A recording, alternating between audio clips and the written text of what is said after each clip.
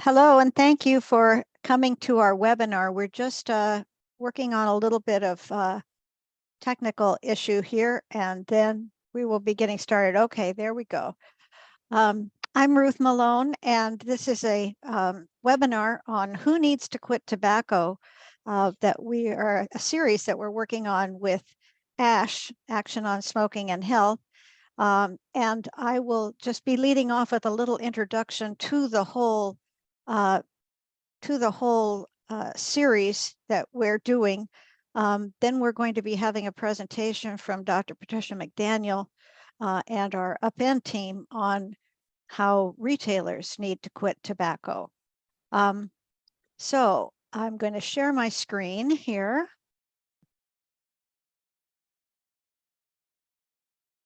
And is that visible to everybody? Okay. So one of the reasons that we thought we should have this webinar is that as you all know, in California, we're working on trying to achieve a tobacco endgame and thinking differently about what we're doing, moving beyond just tobacco control and the idea that we're going to just be doing this forever and ever, to thinking about, but how do we really end this whole epidemic? And so I just want to start with a little personal story, which is that I was very addicted to cigarettes, and I tried to quit so many times. And I always broke down and bought another pack. They were always right there. If I went to the gas station where I filled up my car in the morning, they had cigarettes. They were sold at the pharmacy right behind the cash register. You couldn't avoid seeing them. They were sold at the corner store where I stopped to get milk on the way home. They were always there. They were easy to get. They were beckoning me back. And I wanted to quit so desperately. I would smoke one or two and then throw the pack away. I'd wet the pack so that I couldn't dig them out of the garbage. But I was so addicted that I couldn't even imagine how I could ever again have normal life without cigarettes. And so that really sets up some of the background for how I started thinking about an end game and why it was needed. Because I prayed at that time that the government would finally say that they were going to take these products off the market, because we knew that they were terrible for you, that they were killing people, that they had as used as intended, they were killing people. They were causing horrible levels of disease and premature death. And I desperately wanted to get free, but the government let the industry keep selling them. They didn't stop them. And it was only much, much later that I finally struggled through, after more than 20 pretty torturous tries, and got free, and then developed a career working on tobacco control. So it raised a question for me of, why do we put all the burden of quitting a terribly addictive product on the individuals who, in most cases, as in my case, got hooked as teens? Why don't we think about quitting smoking as something we need to do across all levels of society? Why is it always just on that individual?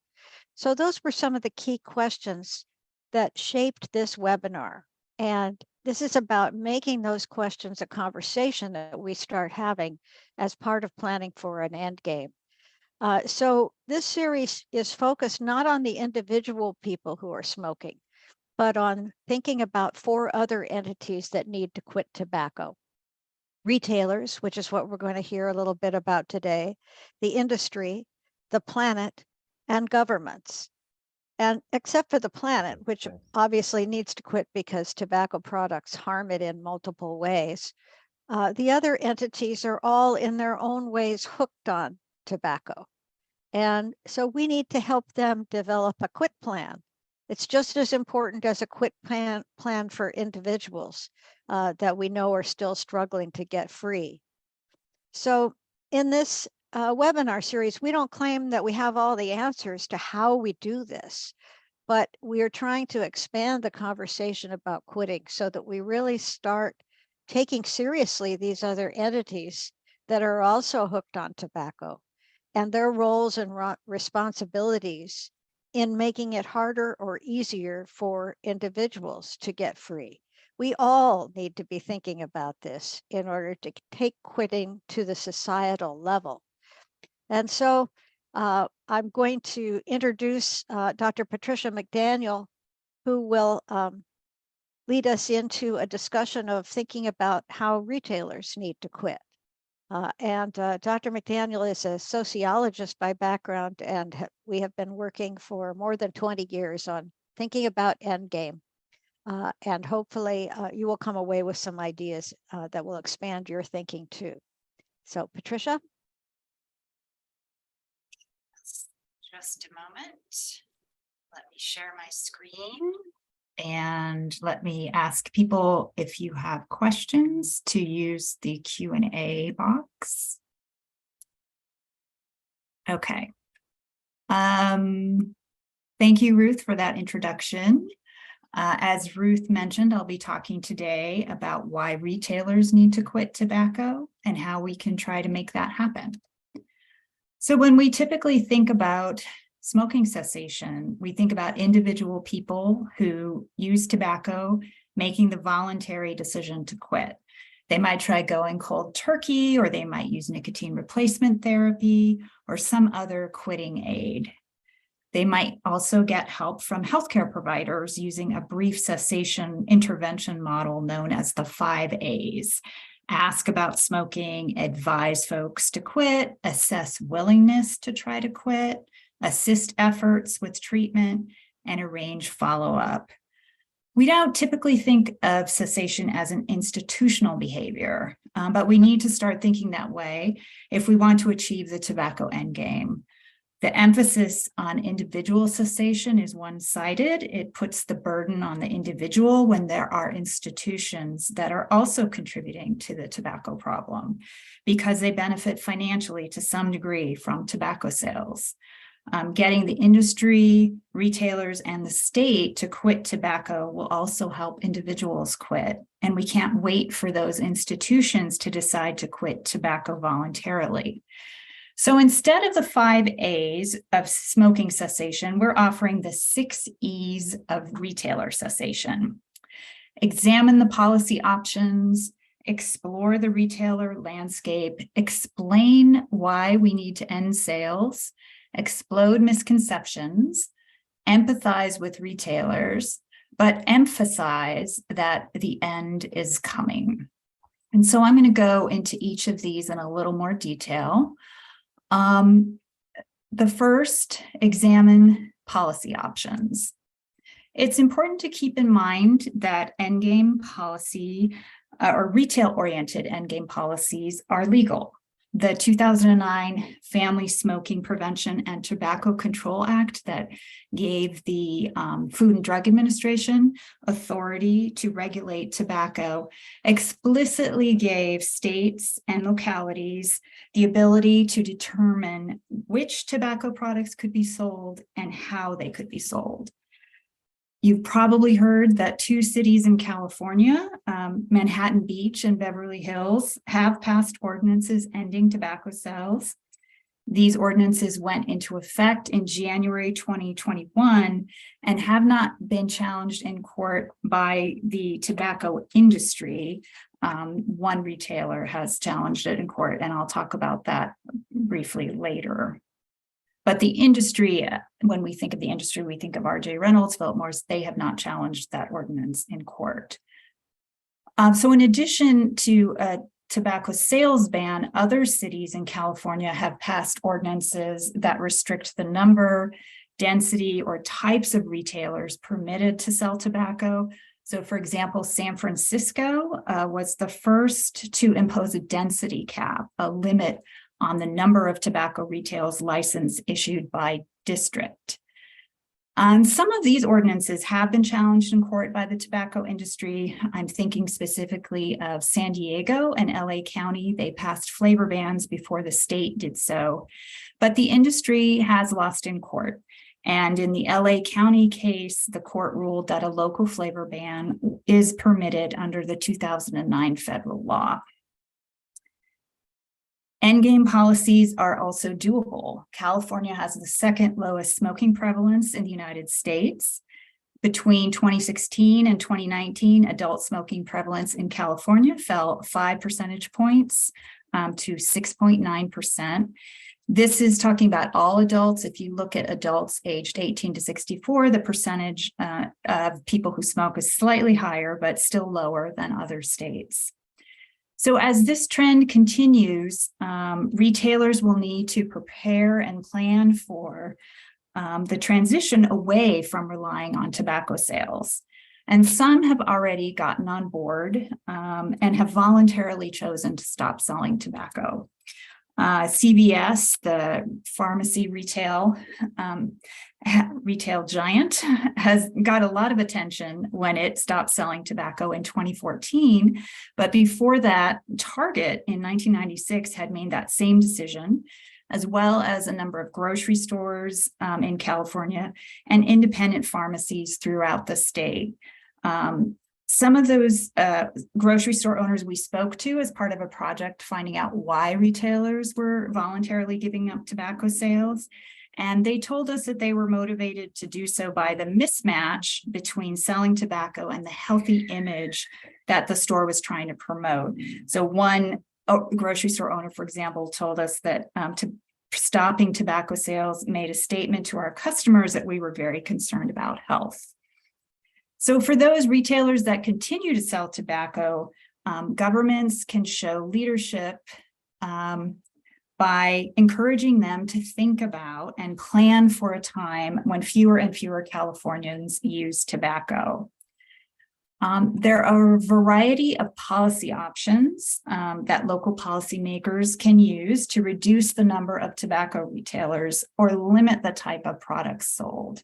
One is to limit the type of retailers that are permitted to sell tobacco. In California, many cities have passed ordinances that ban tobacco sales in pharmacies. And this has a lot of popular public support. Policymakers also tend to like this.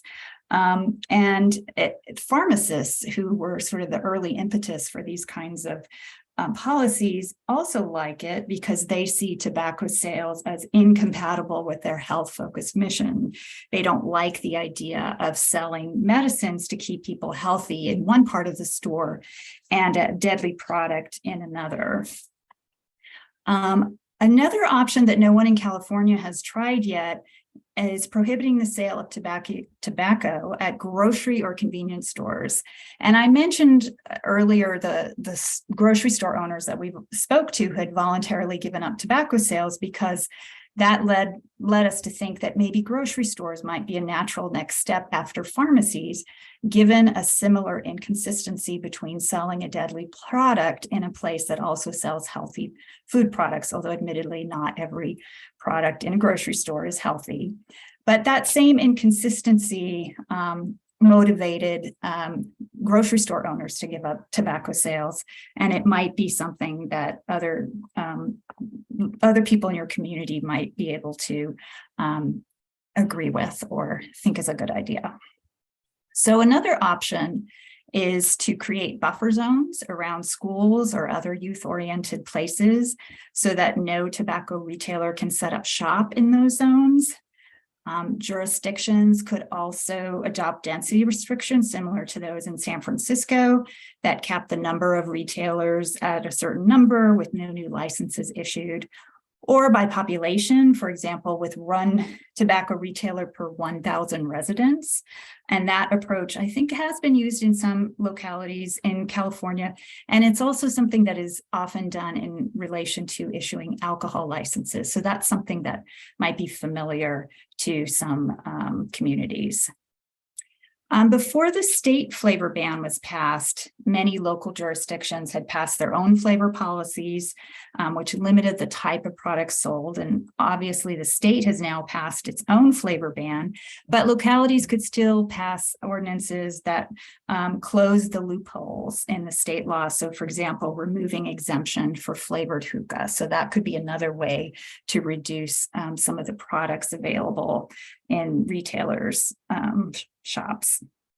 Another option that hasn't been tried in California yet is banning the sale of filtered cigarettes. Filters were first widely introduced in the 1950s as a way to make smokers feel like they were being protected from some of the dangers of smoking that were beginning to be identified. And they are not biodegradable and are a huge source, not just of litter, but of toxic waste. And banning their sale would eliminate that environmental problem and might also reduce smoking, since some folks would presumably be unwilling to smoke unfiltered cigarettes. So once you've examined the policy options, the next step in retailer cessation involves exploring the retail landscape. So first, who are the retailers in your community? And knowing more about the type of retailers that you have will give you a sense of the type of opposition, the level of opposition that you might encounter with your retailer cessation efforts. And this list here is drawn from research that my colleague Libby and I did a few months ago in Manhattan Beach and Beverly Hills. We went down there to interview retailers who used to sell tobacco when it was still allowed by law. And these were the type of retailers that that were in each city.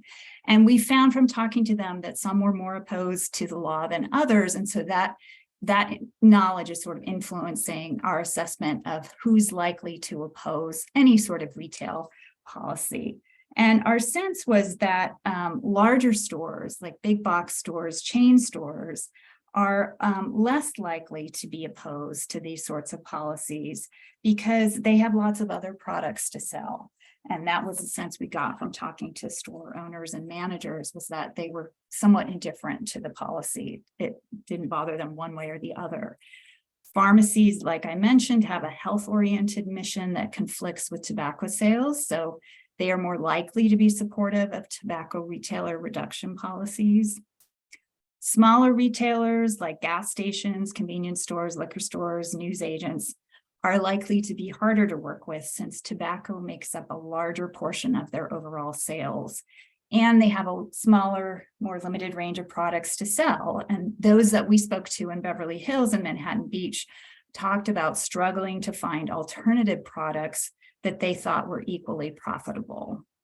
And then the final entry on that list, tobacco only or vape shops, will most likely be the most strongly opposed to any tobacco retailer reduction or cessation policy, since they have no other products to fall back on. And in Manhattan Beach, in fact, a tobacco-only store decided to sue the city and still has not complied with the ordinance.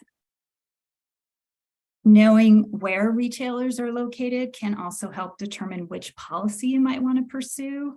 If many of them are located near schools, parks, and playgrounds, then establishing buffer zones might be an effective and politically acceptable way to reduce the number of retailers. The public and policymakers often like supporting policies that are framed as protecting kids. If your retailers are located near each other, then minimum distance policies might work well. If they are in rural areas where there's already some distance between stores, buffer zones and minimum distances may be less likely to have an impact. The focus might instead be on limiting the type of retailers permitted to sell or the type of products permitted to be sold. Exploring the retail landscape also involves establishing relationships with retailers. Some retailers might be willing to support endgame policies if they were given some help, a one-time tax break, for example, or help finding a replacement product. I saw recently someone had posted on Partners promoting a narrative of healthy community stores as a way to help retailers transition to selling healthier products. We also spoke recently to a tobacco control advocate who used to sell tobacco, and he emphasized the importance of developing ongoing relationships with retailers and suggested inviting one or more of them to join local coalitions as one possible approach. The third step in tobacco retailer cessation is explaining to community members and local policymakers why it's important to reduce the number of tobacco retailers. Now, there's a very large literature that explores the relationship between tobacco retailer density and tobacco use. And it shows that having a lot of tobacco retailers in a community and living close to one or more retailers makes it harder for people to quit. Seeing tobacco products in the store or tobacco advertising inside the store or outside the store can act as a trigger to use tobacco. And so on the flip side, having fewer tobacco outlets nearby is associated with increased odds of smoking cessation.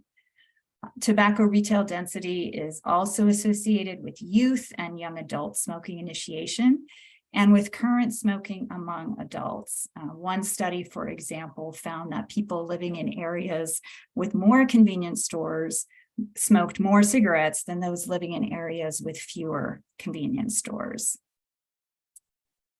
Tobacco outlets tend to be concentrated in economically deprived neighborhoods and in areas with greater proportions of African Americans and Hispanics. So decreasing retailer density could help reduce disparities in tobacco use and ultimately disparities in health outcomes. The fact that tobacco retailers are found on so many street corners and are often open 24 hours a day, 7 days a week, sends a message that tobacco is an ordinary consumer product rather than a product that has been shown to kill 2/3 of its users when used as intended. Reducing the number of retailers undermines that message and denormalizes tobacco sales. It lets the public know that government leaders are making policy that's consistent with a product that is so deadly. The next step in retailer tobacco cessation is exploding misconceptions. And here I'm going to focus on just a few arguments you will likely hear in response to a proposal to end the sale of tobacco products and possibly to proposals that involve other retailer reduction strategies. And I'll also briefly mention some counter arguments that you might make. There's more detail on these arguments and counter arguments in a document that we have posted on the ASH website, and I'll share a link with that at the end. So the first argument that you'll likely hear is that prohibition doesn't work. And this is a reference to the US experiment with alcohol prohibition in the 1920s that came to be regarded as a failure and was ultimately repealed. The thing to keep in mind about alcohol prohibition is that it failed because social drinkers wanted to continue occasionally using alcohol. By contrast, tobacco is used by a shrinking minority of the population, most of whom want to quit. So there's a very different cultural context surrounding tobacco use compared to alcohol use that makes the prohibition argument not relevant. Another argument that you might hear when you bring up the idea of a tobacco sales ban is that tobacco is a legal product, so you can't ban it. But we as a society get to decide what's legal. We've decided other things aren't legal anymore, like leaded gasoline. Legal consumer products that are found to be hazardous are regularly pulled from the market, such as toys that children might choke on or contaminated foods. So ending the sale of legal products is not unprecedented. You may also encounter the argument that restrictions on tobacco sales will lead to over-policing communities of color. But sales restrictions do not criminalize smoking. Enforcement of sales restrictions focuses on the retailer, not on people who smoke. Many jurisdictions are addressing this by placing enforcement powers on entities other than police. So, for example, code enforcement or health departments. The next step in retailer cessation is empathizing with retailers. To reduce retailer opposition to your proposals, consider programs or incentives that might help retailers transition to fewer or no tobacco sales. Beverly Hills and Manhattan Beach both offered retailers free access to a business consultant to help them identify alternative products to sell. Retailers also suggested to us that a one-time tax break would have been helpful. Consider using customers, especially youth coalitions, to reach out to retailers and find out what would be most helpful to them. But at the end of the day, it's important to recognize that despite all of your best efforts, some retailers will likely lose some business. And so that's why the 6th E is so important, emphasizing preferably well in advance that tobacco is going away and it's time for retailers to get ready.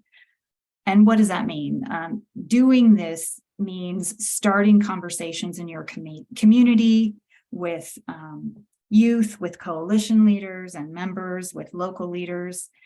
Emphasize that tobacco prevalence is declining and that retailer cessation strategies will move this along. Emphasizing that that tobacco is going away will also mean getting folks thinking about what else needs to be done, like working with cessation providers to make sure that support is available to help those inspired to quit by any new retailer reduction policy. It will mean getting people thinking that it's time to take some of the responsibility off of individuals and asking retailers and other institutions to share some of that responsibility for quitting instead.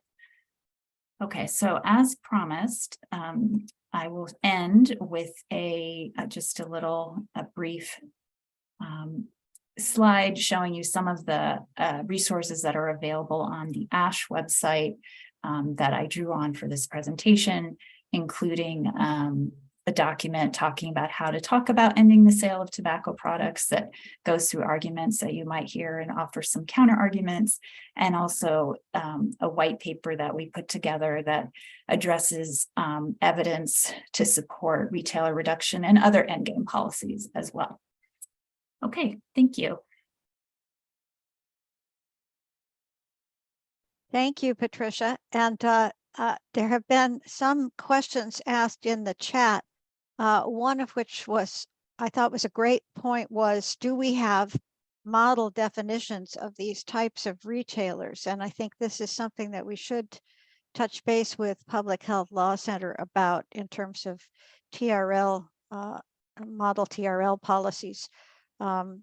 Because as somebody pointed out, during the pandemic, some retailers who were tobacco-only retailers were getting in bottles of water and claiming to be essential businesses that couldn't be closed when businesses were closed, non-essential businesses were closed. So I think there's some work to do there. This is kind of what we hoped would happen. And so I'd encourage other people to post questions or comments, because our hope is to have a little more discussion of these ideas in terms of the things that are needed.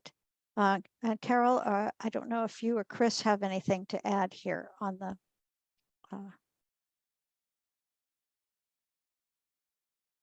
No, I think you covered it, Ruth.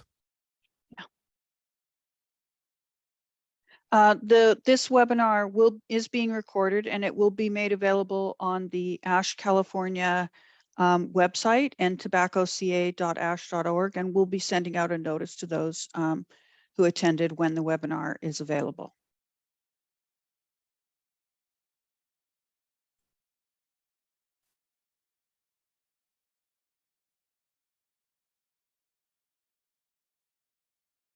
We're eager for your questions or comments, and you can enter those in the Q&A box. The chat is disabled, so any comments you have or questions, please put them in the Q&A box.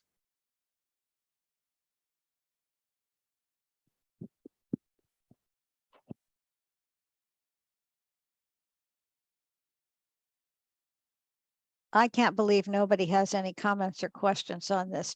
Do people I'm curious if I just love feedback on whether people think that this is a valuable exercise in trying to broaden our conception about quitting tobacco, or if you think this is just sort of a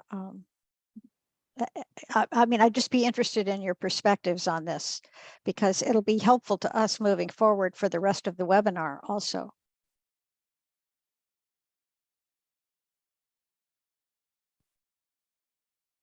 Oh, good. I see some. Have you seen an estimated time period from start to finish?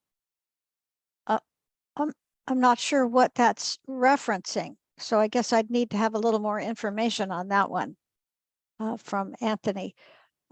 If you're thinking in terms of a particular policy option or yeah, I'm just not sure what that question means. There's a comment from Caitlin. Would telling retailers that endgame is coming run the risk of causing more organizing against it? It almost seems counterintuitive, especially in rural California where government intrusion is extremely opposed. And I think that's a really good comment. And I do think it's a sort of balancing act. But I think if we are going to say that we're moving in this direction as a state, starting the conversation with them, we don't have to call it endgame, but we have to point out, we could point out, and they probably have started noticing that they are maybe selling less tobacco than they used to because as we know, smoking prevalence is dropping. And so it's kind of, if we approach it in a way of letting them know that they need to start thinking about this, that down the line, it may be going away, and what would they do if they couldn't sell tobacco? Just even asking the question might be useful. I do think that people in rural areas have to think of this a little differently because their smoking prevalence also may be higher. So, but I think it's about beginning a conversation of what would it look like? How could it be if you didn't sell tobacco? Would you sell anything else if you couldn't sell tobacco? What would that look like? They already know that there are certain flavored products now that they're not supposed to be selling. So, but I think that's part of what we're hoping to stimulate with this webinar series is more conversation around this. Neth says, I have a question. The idea of building relationships with retailers was brought up. Oh yeah, how can we start talking to them? And I don't know if other people have more things to add. We are working on a toolkit for working with retailers. It's probably not going to be done for another few months, but we are putting together some ideas and some worksheets and resources to help you start to think about how you build those relationships. But I would say it's like building relationships with anybody in your community. You just start going in, you start talking to them, you start asking them what's important to them, how's business. You become known to them, and you don't go in starting out saying, tobacco's going out and you better stop selling. And, obviously that's not the starting place. The starting place is what matters to them, what's important to them. What would they do? At some point, you can ask, what would they do if they couldn't sell tobacco?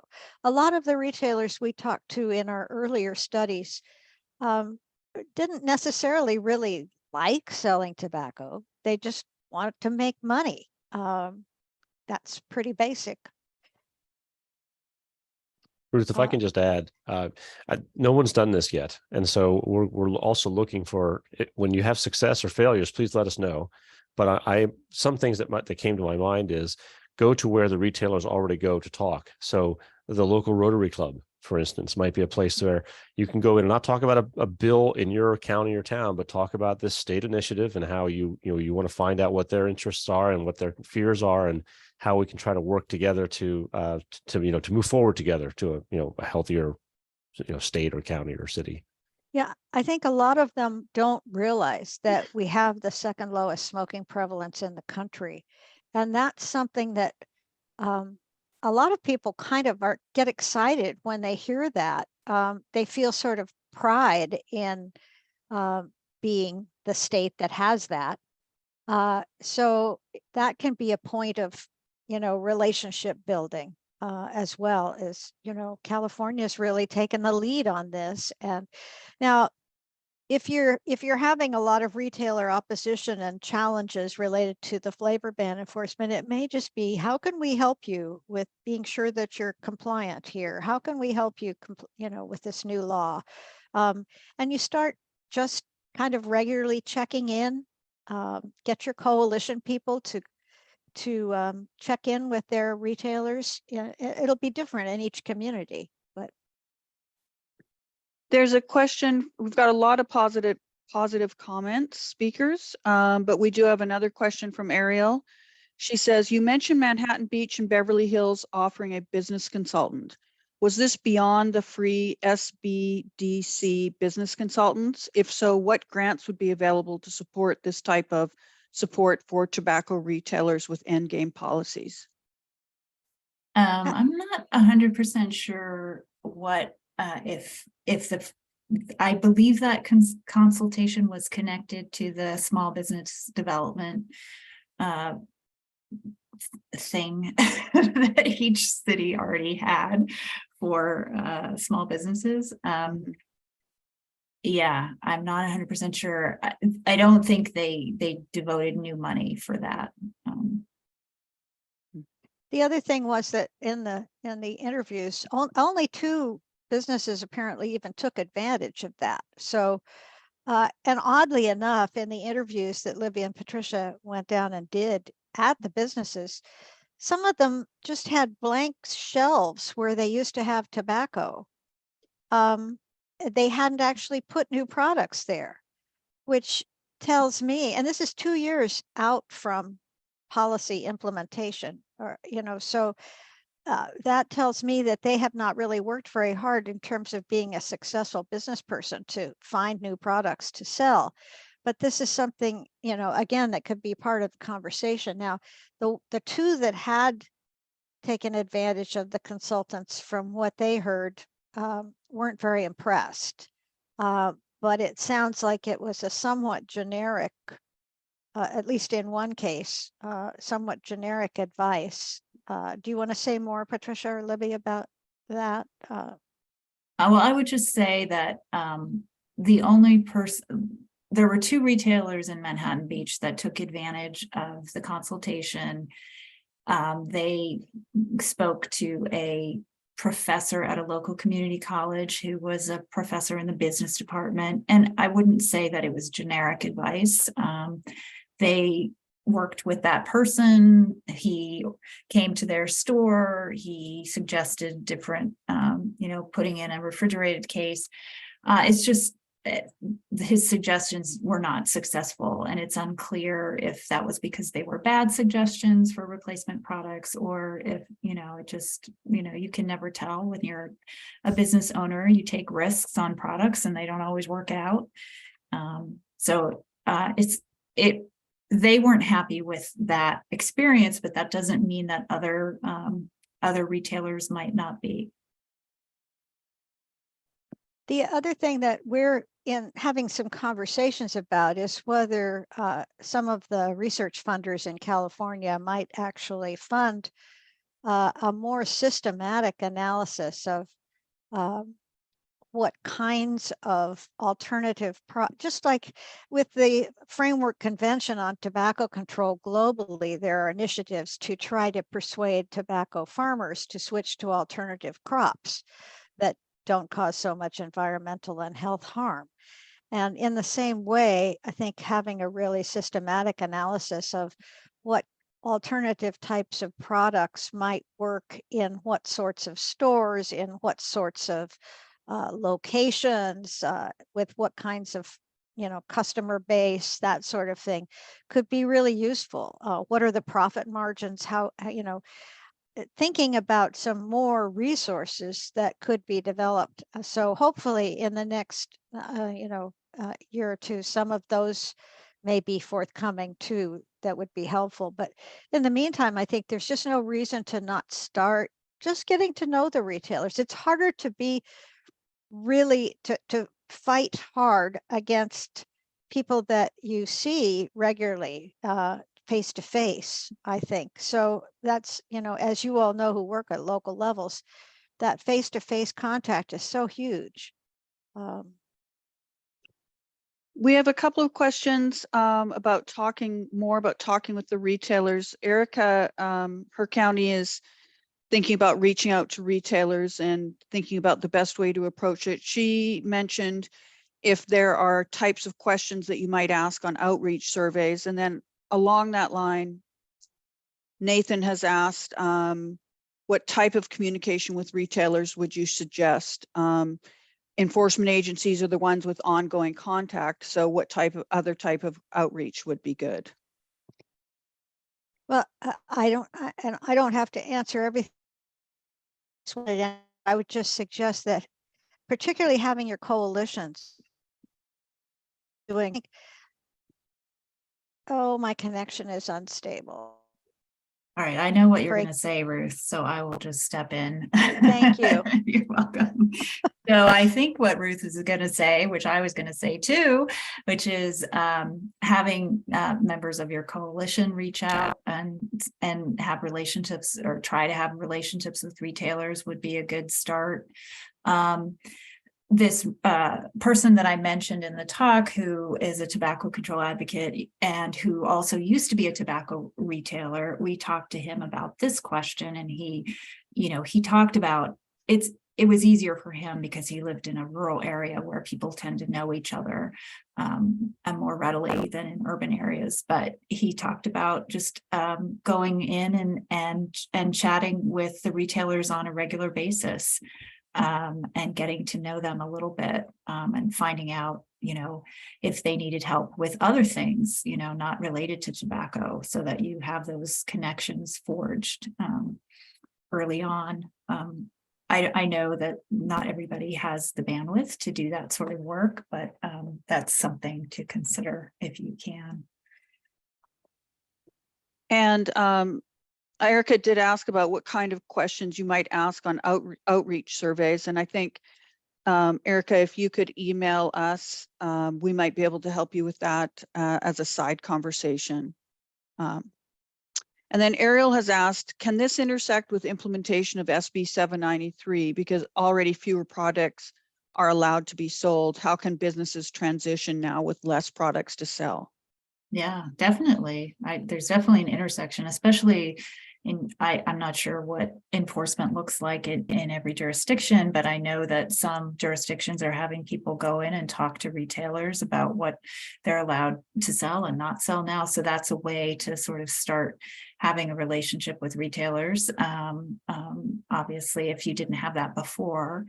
And it's a way to sort of let retailers know, oh, there's this flavor ban, but did you know that, smoking prevalence in California is really declining regardless? And so maybe you need to think about what, some other products that you might sell. So that could be a way to start. Sarah has asked if we have any talking points that she might be able to use in this situation where retailers and the Chamber of Commerce are believing that tobacco is going away is going to negatively impact the county or California. And even education and statistical evidence hasn't really changed their opinion. And so are there talking points that folks can use while they're reaching out to these types of organizations like Chamber of Commerce or counties? Well, in the document that I mentioned that's posted on the ASH website, we do not talk about that. That is something that we could think more about. I don't know if Ruth or Libby, you wanted to add something to that? So we will be having one of the future webinars in this series will be about government giving up, quitting tobacco. And we'll definitely in that webinar go into more about, what the actual financial impacts of tobacco are. So I think that might address some of those questions, because it's certainly clear that the overall impact of, of tobacco is there's way more costs than there is income. So look forward to the future webinar. I do think, though, that we have to face squarely the fact that at the local level or for the individual retailer, as has been pointed out, they may take a financial hit short term, because this is going to be a change, and particularly in places where prevalence has not really dropped down to a very low level, which has been the case in the 2 jurisdictions that did pass total sales ban policies, or almost total sales ban policies. They have very low prevalence. But I think, you know, the fact is that people do spend their money on other things besides tobacco. And so the overall picture, as we know from the research, is that big picture, it's a win all around. But short term, small picture, it may not be seen as that. So that's our job, is to figure out the best way to convey that information, to make it inevitable, and to bring people along with thinking about how to do it. It's not that we have all the answers about how to do it. And this is part of what engaging with the retailers may be, is this seems like it's happening, and how can we work with you? How can we help? What ideas do you have? Some of the retailers who suggested things like, give us a short-term tax break, even though they didn't like the law, they thought that would have helped soften the transition period. And most of them basically accepted that this was the law now and they had to comply, even though they didn't like it. I saw a question about tribal lands, retailers on tribal lands, which is a great question from Lou. And there are obviously tribal people working on this question, but this is one that, you know, we are not going to be able to do the end game in California without tribes moving in this direction too. But it's not up to those of us who are not tribal people to say how that's going to unfold. And there are so many different tribes, and they are sovereign nations that have their own policies, even though they have to obey things like not selling, you know, state bans on selling particular products. My understanding is that they are subject to those, but we can't tell them how to manage their retail sales beyond that, as far as I am aware. I think there's so much more work needed in this area in terms of people really thinking about how best to engage and support those communities, because for some of them, this is an important revenue source. You touched on this a little bit earlier, Ruth, but there's a question about getting decision maker buy-in when our smoking and vaping rates are going down. How do you convince them that, I guess, that, you know, we still have a huge problem on our hands? I think this is really an ironic thing, and it is something that we've talked about a lot on some of the other calls that I've on in terms of planning. Is, you know, it's sort of like, are you going to really finish the job, or are you just going to keep doing it? Because we know that prevalence can go down, but as long as the industry is allowed to continue to operate, prevalence can go back up. We didn't have a vaping epidemic in the beginning. We didn't have all these people using vaping products, but the industry worked really hard to get customers, including new customers who hadn't smoked or vaped before. So, you know, I think until we really take the bull by the horns and say, you know, our goal is to really end this epidemic. That's not to say that nobody will be smoking or nobody will be vaping in the future, or that we're going to criminalize it. But it's to say, you know, you just can't assume that this is going to be sold everywhere forever. And at some point, you really have to say, this is a transition that we're working towards, and this is where we're headed, and start to have other people having the conversation too. The interesting thing, and Chris, I don't know, you're probably the most up on this literature, but the interesting thing to me is how many public opinion surveys now show that the public, at least, is ahead of where policymakers and even the public health community are. Chris, do you want to say anything like about that recent CDC study? And Sure, and California studies. there's been studies around the world that have shown that even a majority of people who smoke tend to be in favor of these kinds of laws because most of them want to quit, wish they hadn't started, and are desperate that their kids don't start smoking. And I wanted to add too on the question about low prevalence and why bother. I think that's an opportunity to do a little bit of education, because the whole thing about tobacco endgame in California and around the world is that we're switching from demand to supply. And for so many decades, government has said, oh, no, you shouldn't be using this stuff, but we're not going to do anything to stop it from being sold. This is about a product that is unreasonably dangerous, that should not be on the market and should not have been on the market for at least 70 years since we knew how dangerous it was. So this is sort of fixing an historical anomaly. And that, yes, it's great that prevalence is low, but the tobacco industry should not be allowed to sell this stuff in any case, whatever the prevalence is. And I'm sorry, a little bit more about the polls. The CDC just put out a poll, put out the results of a poll that they did, I think, last year. And 57% of adults agreed that tobacco sales just ought to be banned. And there was no qualification to it about how long it would take, or whether it's a phase out, or whether it's certain products. It was just get rid of them.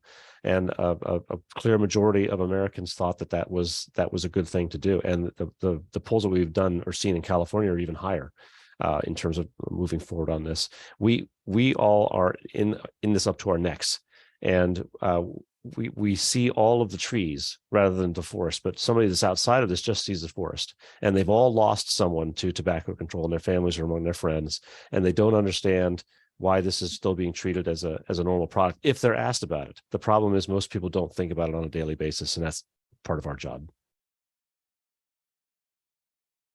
Ruth, it looks like you'd like to answer this question about putting in the toolkit how to get risky business loans through merchant services, point of service systems. Business bankers are always filling out loan applications that guide conversations to these types of sales. Can you comment on that? Well, that's an interesting comment. I haven't really done any thinking about business banking, but that's something that perhaps we should add to our list of things to look into in relation to the toolkit.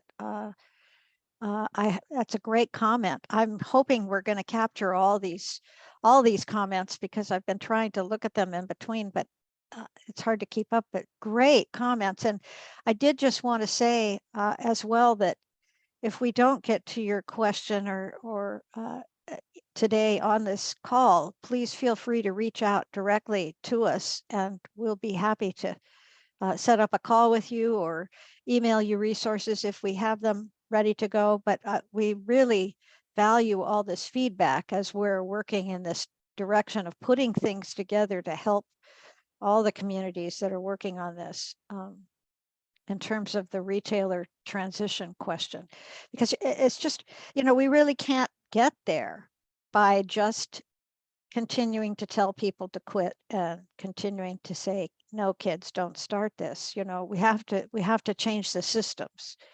And that's what these conversations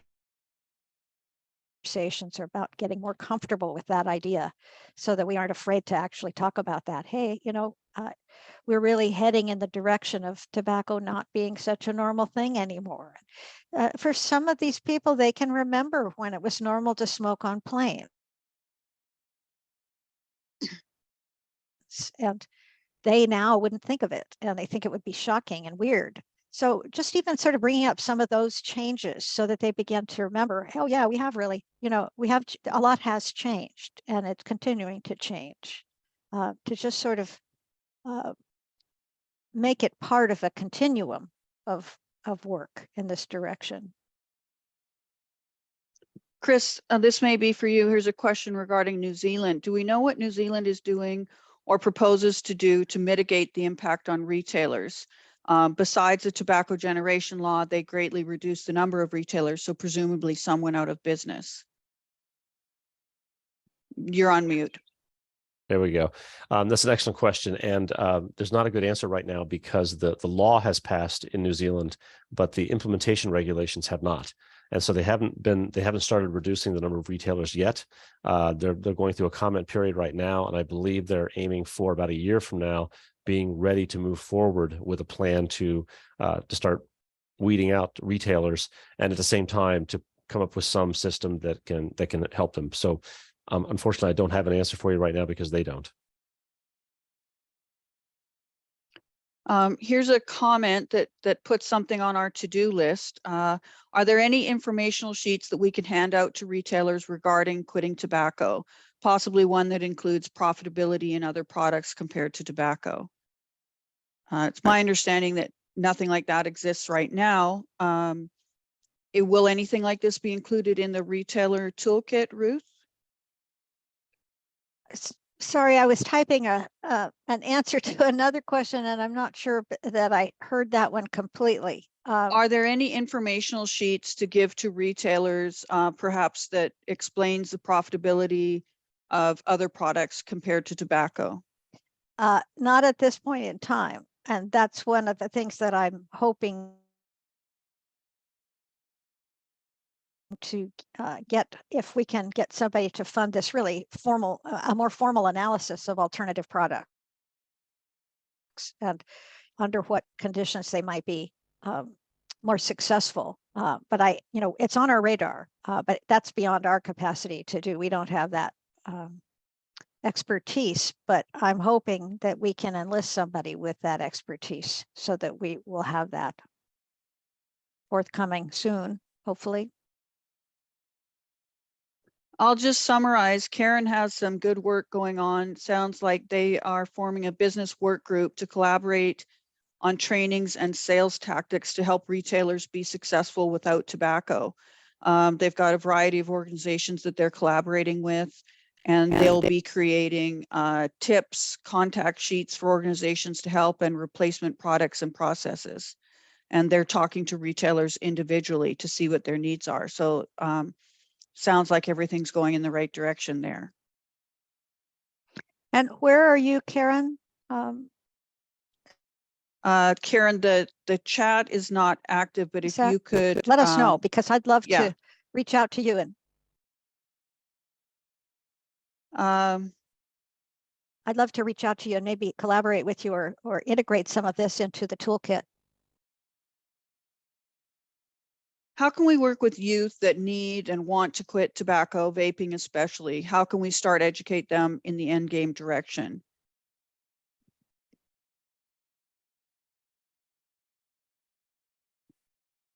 Well,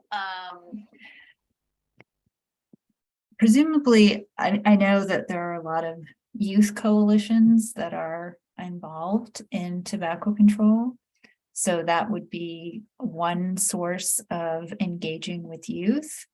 I think your question was perhaps more about youth cessation, which I am unfortunately less familiar with.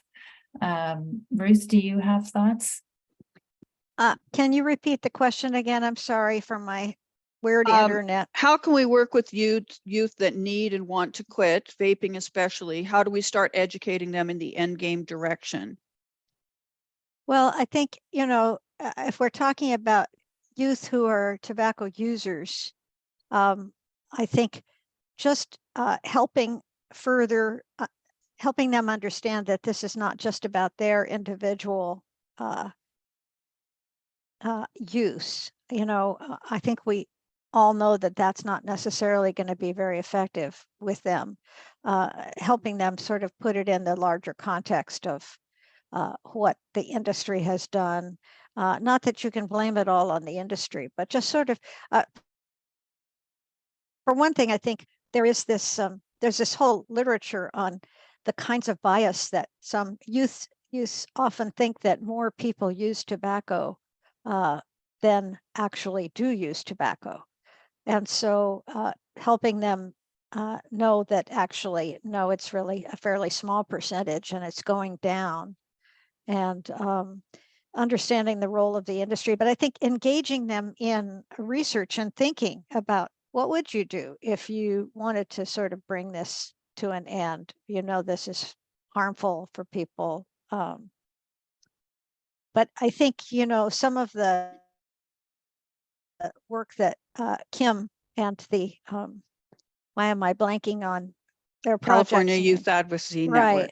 Right. They are really the experts here. So I think consulting with them, I can't claim to have expertise in youth cessation.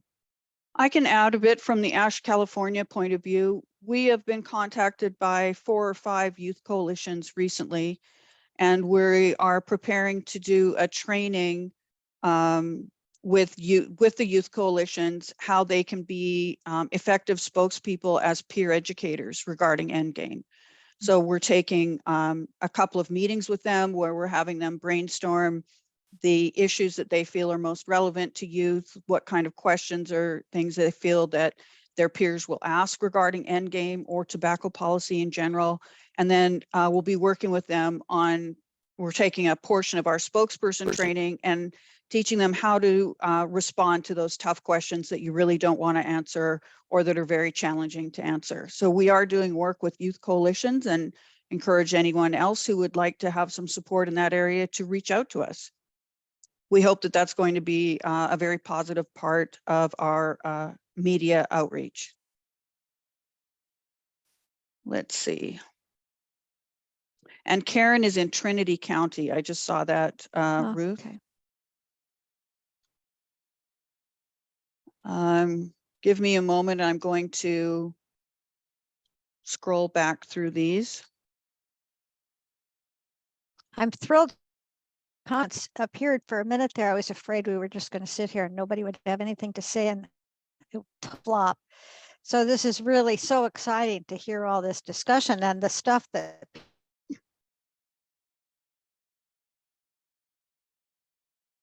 I know that Ruth, sources. oh, I'm sorry, Ruth, your internet was going out. I was just mentioning that. I'll try again and see. It looks like you guys aren't. So I'll just say it's very exciting to hear about all these things that people have been working. If anything, share with us or discuss with us, we'd love to hear from you. I put the Q&A box. I don't know if I can put it in the chat. Here's another effective thing, as you mentioned, Ruth, is that Kings County in Central Valley collaborated with the local Chamber of Commerce and hosted a business mixer. We provided updates on the Stake Act, stickers, as well as education on tobacco and SB 793 and alternative products that they can sell. Well, that sounds like a lot of good work going on in Kings County. It does. Love to hear more.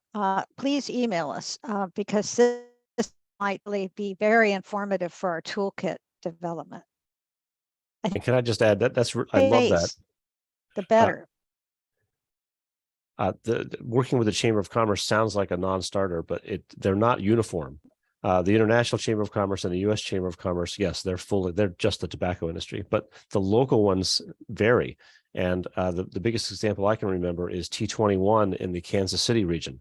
It was the regional Chamber of Commerce that came out strongly in favor of it because they had done the math and realized that it was better for productivity and better for the economy in that area. So, and there was one Chamber of Commerce in one city in California that was, at least for a time, promoting endgame or at least be supporting it. So don't give up on them right away. See if you can make them a partner. There's a question, one last question, sort of along that same lines, is how do you talk with the individual store owners without alerting the opposition to what you're doing? And again, hoping my internet connection will hold up. I think part of it really is asking them what's important to them, getting to know them, not going straight to here's what we want to do and here's what you're going to have to do, but just learning more about them and their business, how long they've been in the community, what they think is important about the community, what kinds of customers matter to them.